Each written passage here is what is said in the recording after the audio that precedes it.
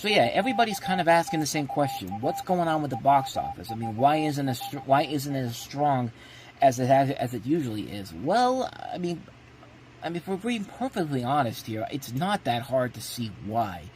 But I found this article on Variety as I was doing some research today, and it kind of gives you kind of an idea of what's going on right now. And it says, if Hollywood is looking to 2025 to reset the movie theater business after a tough 5-year stretch, it's not off at the strongest of starts. Original films like Novocaine, Black Bag, and Mickey 17 are failing to draw sizable crowds, while sequels and once reliable franchises such as Captain America: Brave New World and Paddington in Peru are falling drastically short of their predecessors. Which, first of all, Novocaine, Mickey 17, and Black Bag aren't really pushing.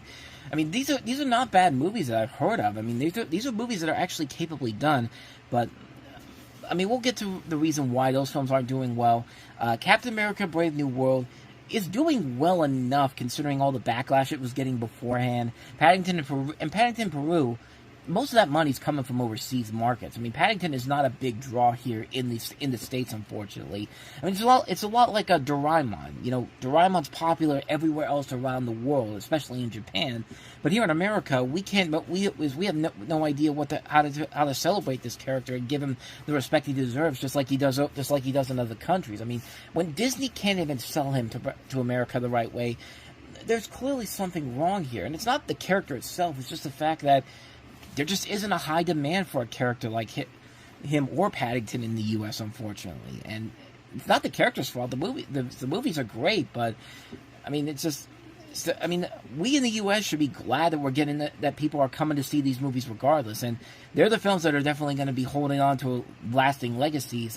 We're still going to be talking about the Paddington movies years to come, but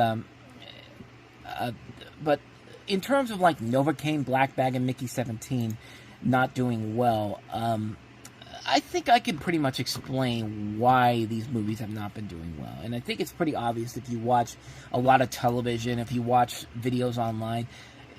Have you noticed that you don't really know these movies are coming out, first of all?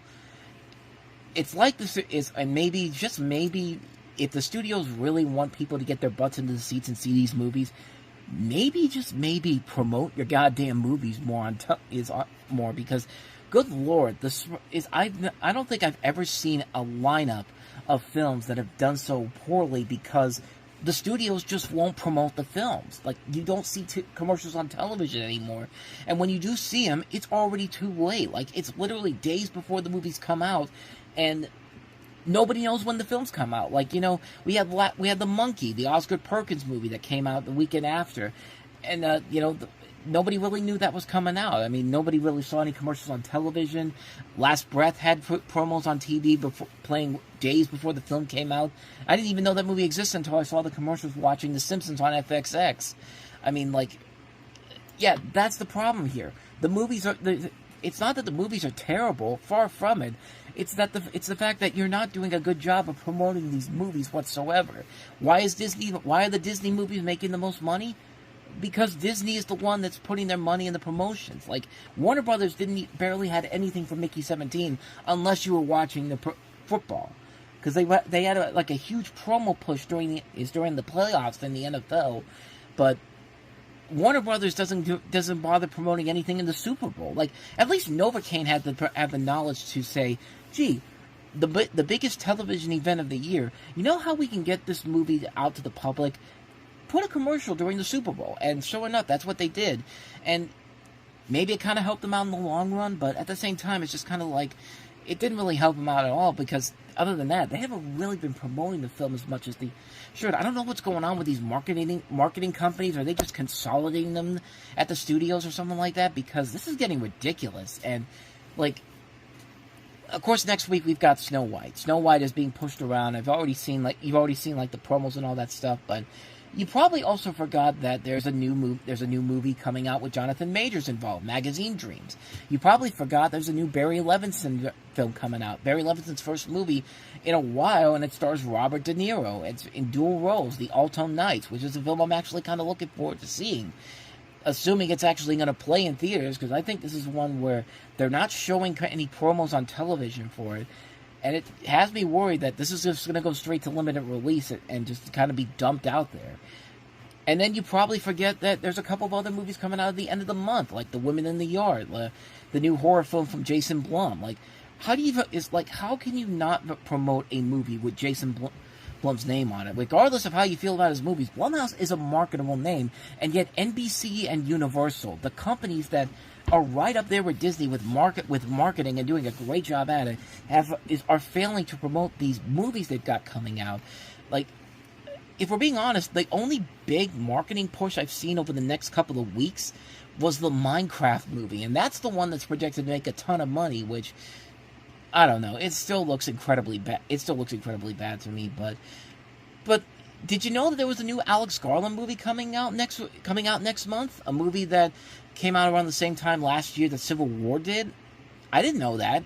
I had to look online and see, wait, Alex Garland's working on this movie? It's a movie called Warfare, which he's one of the co-directors on it. I guess it's a movie about Navy SEALs embarking on this mission in Iraq, and, you know, it's opening on the same weekend Civil War did, and Civil War turned out to be one of A24's biggest hits that they've ever had. You would think that A24 would think about this and go, gee, I wonder if we should start going ahead and promoting this movie because of how well this director did last year with Civil War. You know, there's a new Rami Malek movie coming out from Disney and Fox, The Amateur. The film with, it's him and, who else is in it? I can't remember who it is, but, yeah, it feels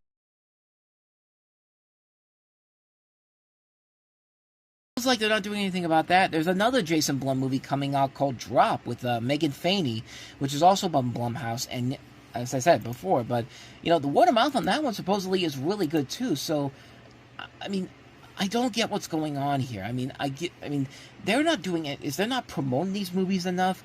I mean, Sinners, the Michael B. Jordan movie, got a big promotional push during the NFL playoffs, and of course they had the trailer dropping during the Super Bowl. And, you know, is that going to be enough to bring people into the seats? Because unfortunately, as we saw at Mickey 17, that didn't really help that film a lot in general. But then again, it's mostly going to depend on how the film does at the box office, does it with critics overall. I think a lot of people are waiting for the word of mouth to come. Plus, that movie, I think, does have enough of name recognition there. I mean, you got Ryan Coogler, you got Michael B. Jordan, Haley Atwell's in there. Haley Steinfeld. Excuse me, Haley Steinfeld.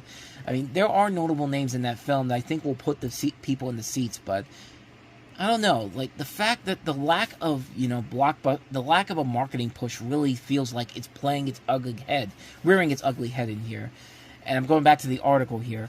Attendance is expected to pick up in the spring and into the summer as a Minecraft movie, Mission Impossible: The Final Reckoning, Jurassic World Rebirth, Lilo and Stitch, and other blockbusters hopefuls land in theaters. Until then, however, box office revenues are looking dire. Which, again, Minecraft movie probably will do well. Jurassic World Rebirth will probably do well because it's got the 4th of July weekend on its own. I think Lilo and Stitch could do really, really well. I think the word of mouth on that one's getting better. They're doing a great job with the marketing push in particular. They're doing a great job of putting the focus on Stitch. The last trailer just came out this week. I think it looks pretty good. I mean, I'm actually really looking forward to it. And this is just me saying that because Stitch is my favorite Disney character. But I would not be shocked at all if Lilo and Stitch outperforms Mission Impossible: The Final Reckoning. And don't get me wrong, Tom Cruise is the king of these movies. Like, he's the guy he's the main focus of those movies, and he's done a good job of promoting those movies. But think about what happened last time around with the last Mission Impossible movie. They opened that the weekend before Barbie and Oppenheimer. And so now you have this opening on Memorial Day weekend, the same day as Lilo and Stitch, which coincidentally, the original Lilo and Stitch opened on the same day of a Tom Cruise movie, Minority Report, and that day, that was the day Tom Cruise beat Disney on that front, even though both films still did very well. I really do feel like it could be the opposite way. I really do see a scenario where Lilo and Stitch beats Mission Impossible as the #1 movie at the box office, because I mean, to be honest, the last Mission Impossible movie, I liked it, but I didn't love it like everybody else did. I just felt like there's just too much stuff in that movie where I thought that they were adding way too many elements here. There wasn't really there was a lack of a lot of interesting things to keep it together. And yeah, you got the cool stunt moments in there. You got some brief flashes of really cool action sequences, but, I mean, the fact that the movie didn't perform well and they had to just basically... This was originally supposed to be the second part of Dead Reckoning, but they basically had to make the first film Dead Reckoning as its own. So now we have the Final Reckoning, which is like, and even Mission Impossible is just like, we're about 2 months away from that coming out.